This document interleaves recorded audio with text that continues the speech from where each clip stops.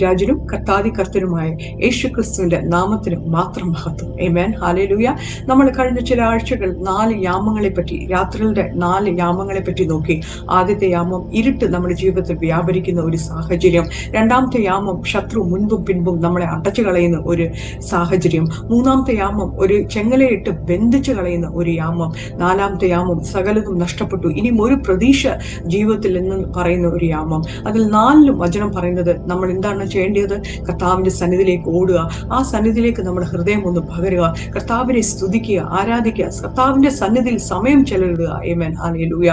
Hallelujah. കർത്താവ് എന്താണ് നമ്മളെ പഠിപ്പിക്കുന്നത്? കർത്താവ് എന്താണ് 4 യാമങ്ങൾ ചെയ്തതെന്നും കൂടെ നമുക്കൊന്ന് നോക്കാം. മർക്കോസിന്റെ 6:46 ആദ്യത്തെ യാമത്തിനെ പറ്റി പറയുന്നു. അവിടെ പറയുന്നു, കർത്താവ് തനിയെ ഒരു മലമുകളിൽ ചെന്ന് പ്രാർത്ഥിച്ചു. വീണ്ടും മത്തായി സുവിശേഷം 14:23 1ഉം 2ഉം യാമങ്ങളെ പറ്റി പറയുന്നു. അവിടെയും കർത്താവ് ചെയ്തത് പ്രാർത്ഥിച്ചു.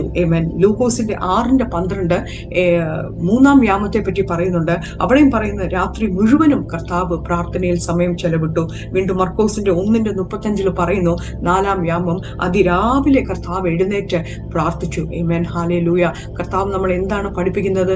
യാമം എന്തായിക്കോട്ടെ, ആമേൻ, ഹല്ലേലൂയ, നമ്മൾ ചെയ്യേണ്ട ഒരു കാര്യമേ ഉള്ളൂ, പ്രാർത്ഥിക്കുക. ആമേൻ. സമയം മാറ്റിവെച്ച് പ്രാർത്ഥിക്കുക. ആമേൻ. ഹല്ലേലൂയ. ആരോടും ഓടിച്ചെന്ന് ദുഃഖം, വിഷമോ, ഭാരങ്ങളോ ഒന്നും പറയണ്ട. കർത്താവിന്റെ സന്നിധിയിൽ യാമം എന്തായിക്കോട്ടെ, കർത്താവിന്റെ സന്നിധിയിൽ ഹൃദയം പകരുക, കർത്താവിനോടൊപ്പം സമയം ചെലവിടുക. ആമേൻ. ഹല്ലേലൂയ. അതാണ് കർത്താവ് നമ്മളെ പഠിപ്പിച്ചതും. ആമേൻ. ഹല്ലേലൂയ. ഹല്ലേലൂയ. ഈ വചനങ്ങളാൽ ദൈവം അനുഗ്രഹിക്കട്ടെ. ആമേൻ.